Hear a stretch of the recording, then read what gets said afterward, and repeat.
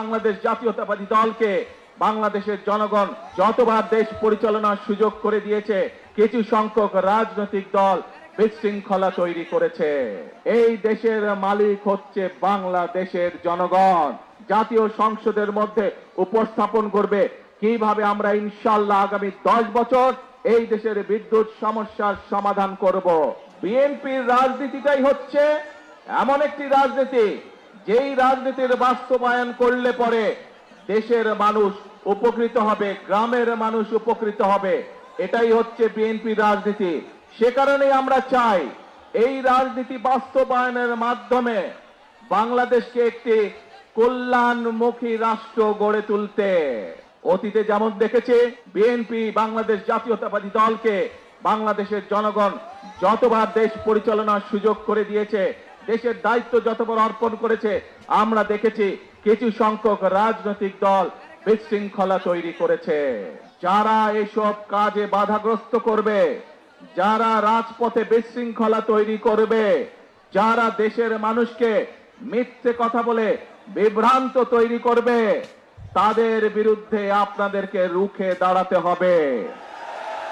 আমরা জানি, আমরা দেখেছি, আমরা দেখছি এখনো যে স্বৈরাচার এই দেশ থেকে পালিয়ে গিয়েছে, যারা বাংলাদেশের মানুষের কথা বলার অধিকারকে গলা টিপে মারতে চেয়েছিল, তাদের বিরুদ্ধে এই বাংলাদেশের মানুষ রুখে দাঁড়িয়েছিল এবং তাদেরকে এই দেশ থেকে তারা বিতাড়িত করে দিয়েছে। এখন সময় হচ্ছে দেশকে সামনের দিকে এগিয়ে নিয়ে যাওয়ার।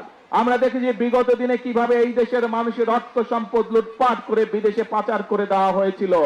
সেই পাচারকারীদেরকে এই দেশের মানুষ বিতাড়িত করে দিয়েছে এই দেশ থেকে।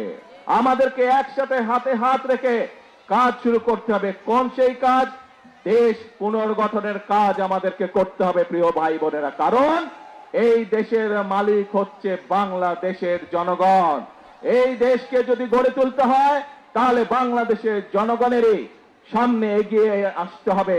যারা এই দেশের মানুষের জন্য নেওয়া বাস্তব পদক্ষেপগুলোতে বিশৃঙ্খলা তৈরি করবে, তাদের ব্যাপারে আমাদেরকে সতর্ক থাকতে হবে।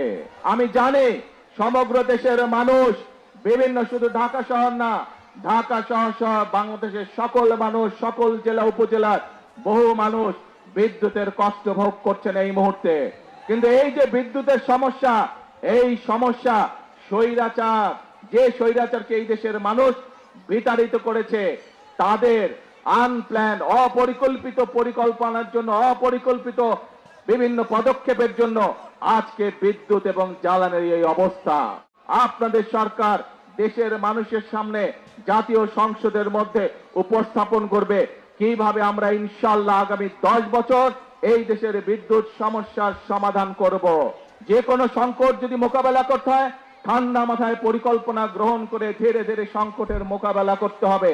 কিন্তু আমরা দেখছি এই সংকটের সুযোগ নিয়ে কিছু সংখ্যক ব্যক্তি রাস্তায়, রাজপথে বিশৃঙ্খলা তৈরির চেষ্টা করছে। রাজপথে যদি বিশৃঙ্খলা তৈরি হয়, সবচেয়ে বেশি ক্ষতিগ্রস্ত হয় সাধারণ জনগণ।